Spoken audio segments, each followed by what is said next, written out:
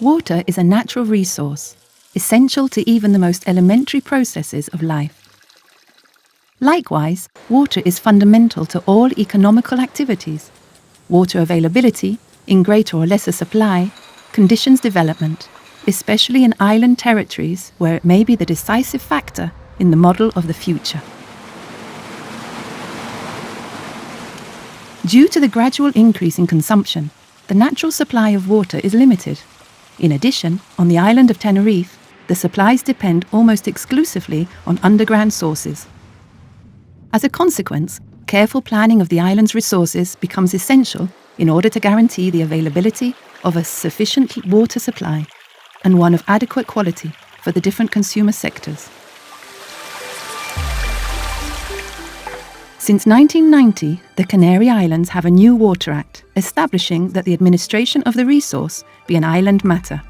Previous to the passing of this act, the Cabildo of Tenerife embarked on a program of compilation of data and technical studies that has culminated in the hydrological strategy of the island of Tenerife, the first basin water management plan approved in Spain. It has been in force since 1997. This document was a tool with which the diverse activities related to the use and extraction of water in Tenerife may be regulated. Nearly 2 decades after its enforcement, the plan was revised and renamed Hydrological Plan of Tenerife. It is currently in use. This new document, widely accepted, enlarges and updates the data with new information from new studies. It also collects the new European regulations, specifically the Water Framework Directive, which sets rules that should be followed throughout the entire European Union.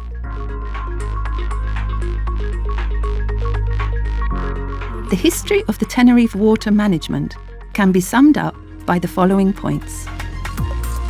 To begin with, water consumption by sectors and the repercussions in different parts of the island are investigated, assessing the present situation and the future demand. Analyses the evolution of underground resources and proposes alternatives to increase the supply's availability.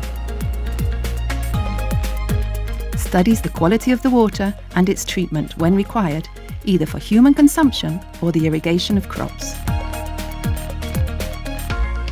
Examines the complex network of channels and pipelines between the production centres and the consumer areas.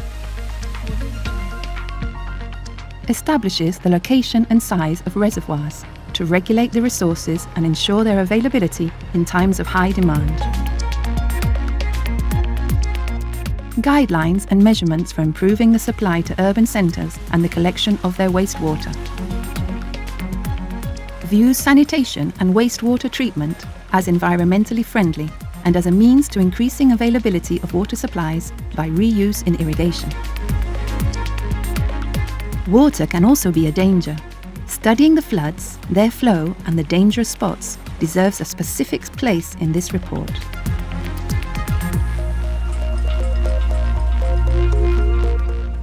The hydrological planning of Tenerife has established, from a better understanding of the insular reality, measures to improve the use and saving of water.